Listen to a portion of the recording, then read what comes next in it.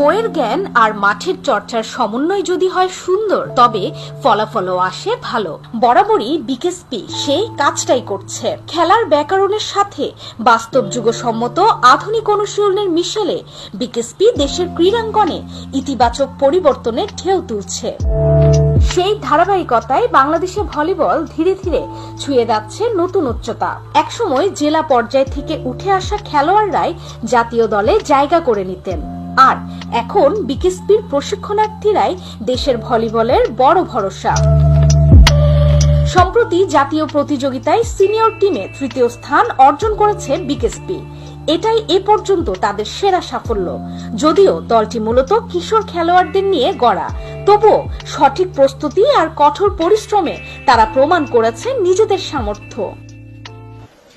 আমাদের প্রশিক্ষণার্থীদের মূল উদ্দেশ্য হচ্ছে বাংলাদেশ দলে অংশগ্রহণ করা এবং বাংলাদেশকে অলিম্পিক পর্যায়ে নিয়ে যাওয়া।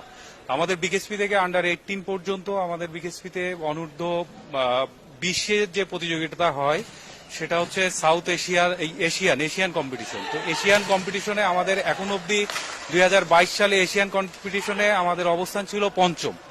সেখানে দেখা গেছে যে 12 জনের মধ্যে আমাদের বিকেএসপি ছিল 10 জন, এবং লাস্ট 2024 সালেও একই অবস্থা।